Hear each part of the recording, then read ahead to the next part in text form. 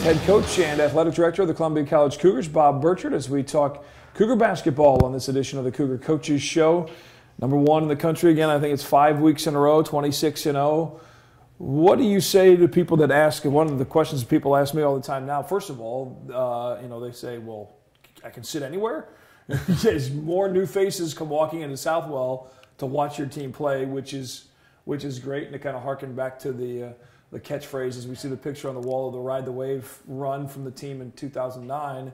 A lot of the fans are riding the wave of this team's success and are coming out to Southwell Complex and watching the basketball.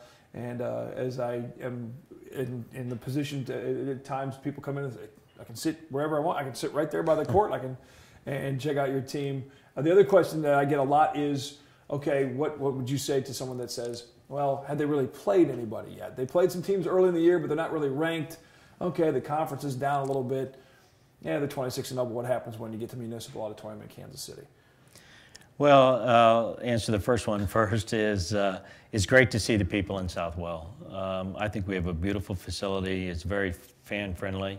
You help make it that way. The seating is where you're right on top of the action.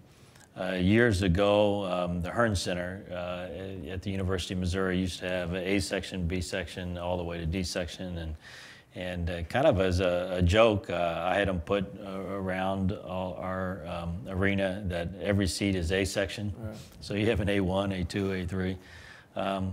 We've always talked about winning people and fans over one at a time, Cosmo, and I think some of that has occurred.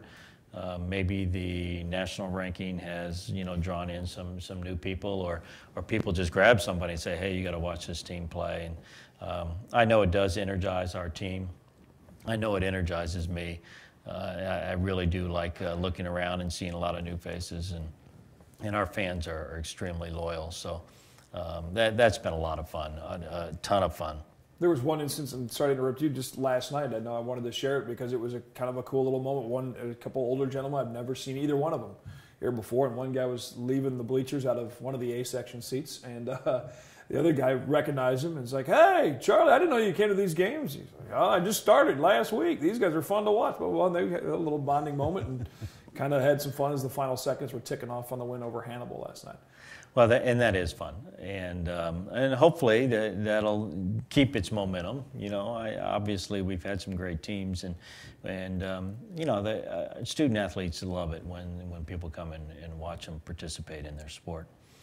The number one ranking is a lot of fun, and I think it's been great for the program. A lot of it obviously has to do with our undefeated record at this point. I think several things have led to that. Number one is the consistency of this group. There are very few times that this team hasn't really played at a pretty strong level. And to win over a length of time, you really have to do that. I don't care what level teams you're playing. You really have to maintain a certain level to get to 26 in a row. We've never been able to do it previously. And so those two things are related, being undefeated and the only undefeated team in the NAI at this point. The other thing is you play who's out in front of you.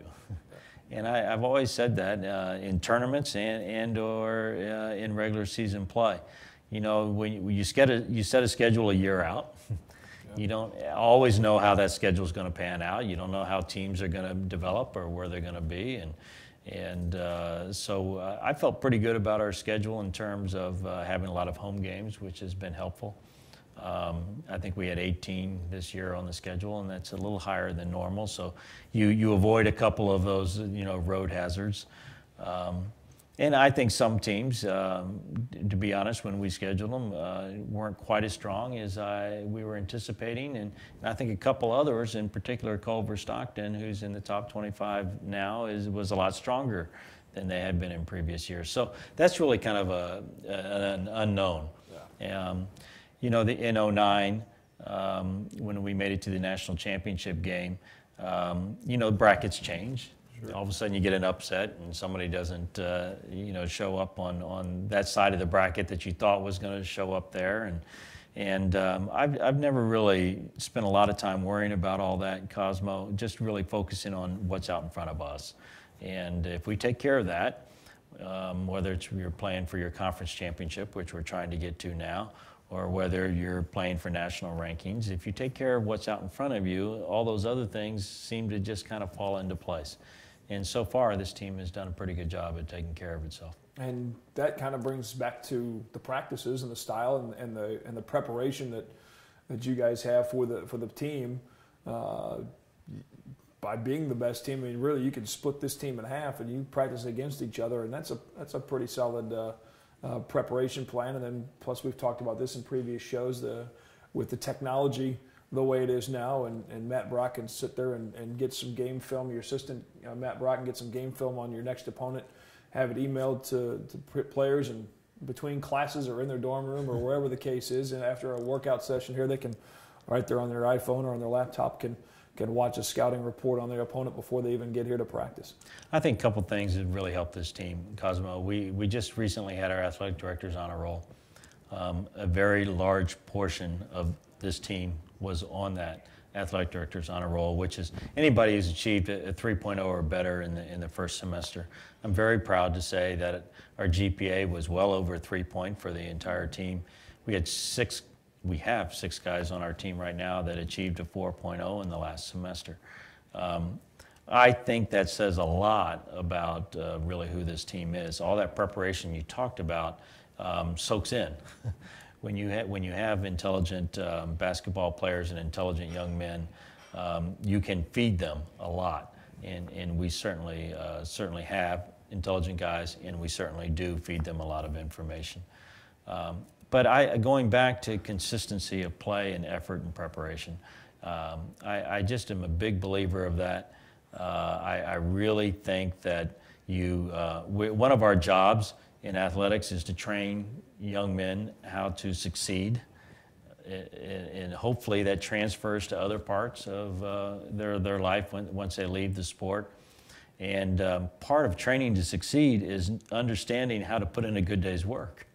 And we really work hard on guys in terms of their work ethic and their expectations in preparation. And next practice, as far as the mindset of the team, let's talk a little bit more about some of the specific individuals. Obviously, Jordan Dressler will start with big number 50. Just doesn't seem like he misses a beat. He's not too high. He's not too low. No matter what the momentum situation is in the ball game, he just continues to be himself and lead this team by example. He is a very level person. You just don't see very many swings, as you talked about in Jordan. And sometimes the game really doesn't go his way. We've had several games this year where either I don't think we've got enough touches in his hand, or whether he's gotten fouls early and hadn't been able to play as much as he would have liked to have played. But you just don't see it impact him, personally. And you use the term leader. I think great leaders really do lead that way.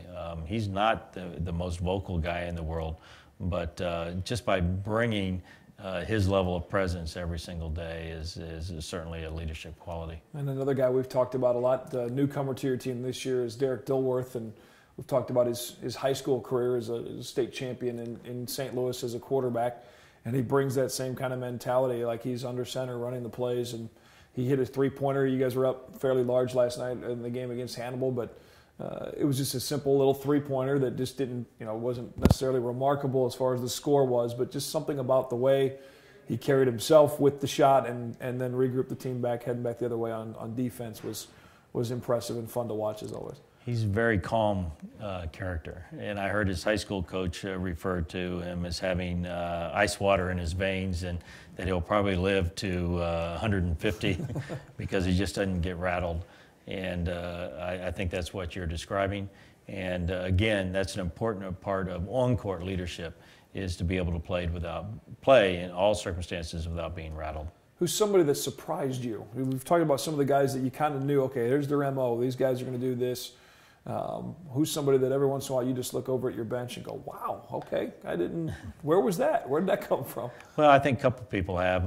Number one, Chantel Stansel, we refer to him as Pep, I think has been the biggest surprise. Number one is because he's a freshman and you're not sure how freshmen are going to play. But number two, in his level of thought process as young as he is. I think he really studies the game, and he's earned heavy minutes and has deserved every minute that he gets out on the court. And we certainly weren't expecting that when we started the year. I think Zach Rockers is another surprise for us in that he had such a tough first year that we weren't sure how he was going to contribute this year. And to see him get comfortable, to see him actually do the things that we saw him do in high school and in his sophomore year for us has really been a nice surprise. He's really a critical part of what we do, Cosmo. When he's hitting three-pointers, it does change the game. It spreads the floor, and it spreads the score. From where he's hitting the threes from, he's out there. I mean, and as you said, yes, it does. It moves the defense completely around. And so I think those have been the two biggest surprise, and thank goodness they're both very pleasant. Most definitely. And, of course, for Zach, too, battling back from injury, and that's another one of those question marks, and he's really proven. You mentioned Chantel, but everybody calls him Pep. We'll find out the story behind that after this quick break, and we'll come back talk with head coach Bob Burchard after this on the Cougar Coaches Show on MediaCom Channel 22.